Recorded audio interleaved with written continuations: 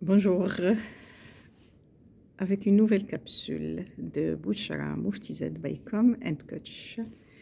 Et là, je vais parler aujourd'hui de l'analyse transactionnelle, son rôle dans la communication interpersonnelle et sa relation avec le coaching en tant qu'outil qu'on utilise dans le coaching.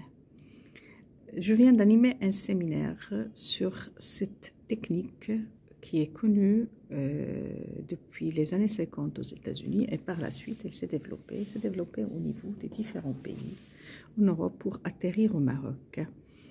L'analyse transactionnelle a été créée par Eric Berne qui est né au Canada et par la suite il s'est développé, c'est-à-dire il a immigré aux États-Unis et il a pratiquement inventé ou créé cette technique qui a révolutionné les relations entre les êtres humains et qui a connu pas mal de réticences au début dans son introduction, aussi bien au niveau psychanalytique qu'au niveau psychologique, par la suite au niveau du coaching et au niveau des entreprises. L'analyse transactionnelle se base sur 3 piliers essentiels qui sont la logique, je réfléchis, le ressenti et les comportements, les pensées, le comportement et le ressenti. Et à travers ces 3 éléments, il y a eu l'invention de ce qu'on appelle l'état de moi.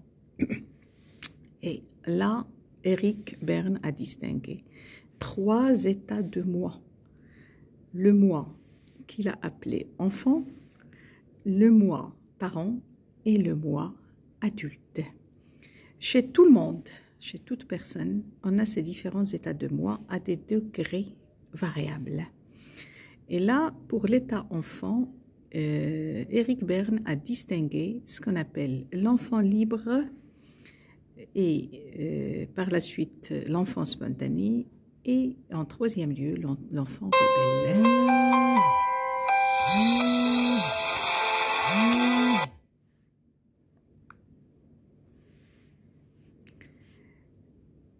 Un petit incident, le téléphone qui sonne, on l'a arrêté. Donc, tous nous développons une personnalité enfant.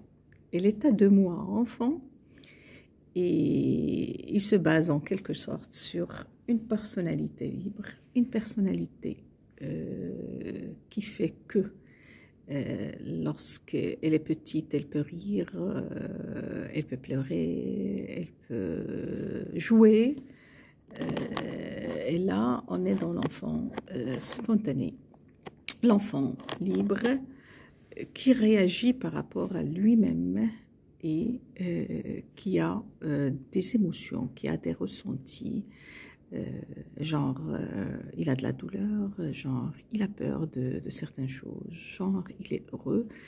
Et ces émotions sont liées à son monde, environnement, et c'est-à-dire à son environnement, à son monde environnant, et donc principalement les parents qui l'influencent. Donc ça, c'est le premier état. Le 2e état de moi, c'est l'état parent.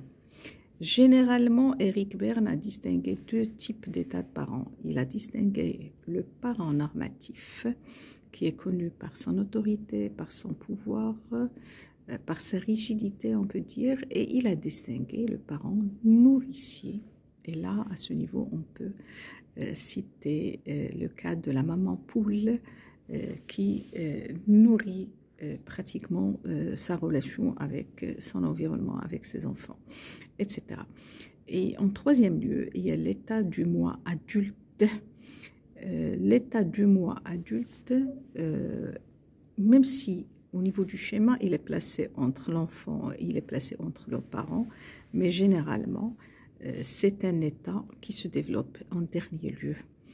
Et parfois, tellement on voit que c'est lent de voir cet état paraître que parfois on devient adulte tard.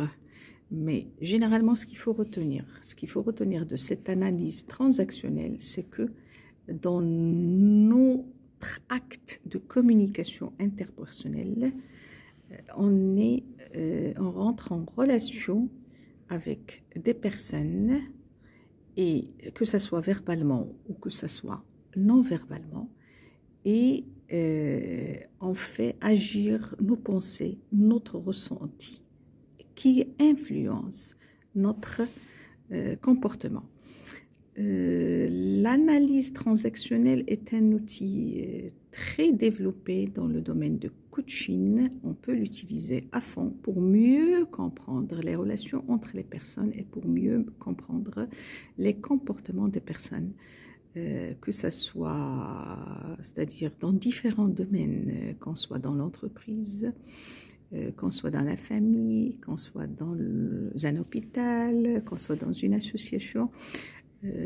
C'est une technique qui est bien utilisée, qui nous aide à mieux écouter éventuellement l'autre, à mieux comprendre ses messages, pour mieux répondre même à ses exigences.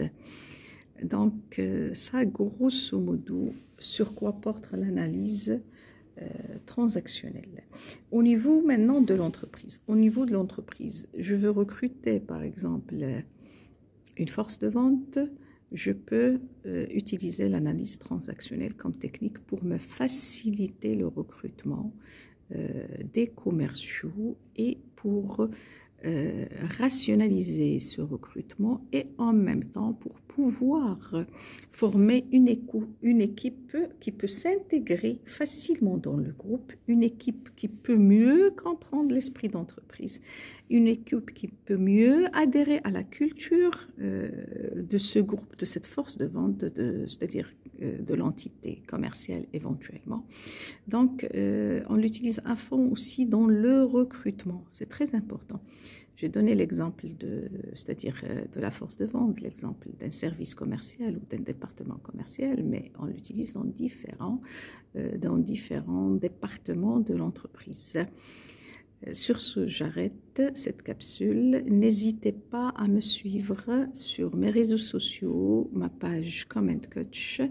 N'hésitez pas à consulter mes différents sites web www.commentcoach.com ou www.commentcoachformation.com pour découvrir les autres séminaires qu'on programme, les autres formations qu'on programme. Je reste à votre écoute. N'hésitez pas aussi à vous abonner à ma chaîne YouTube Bouchra Mofty Z, à me liker, à me commenter, et je vous dis à très bientôt.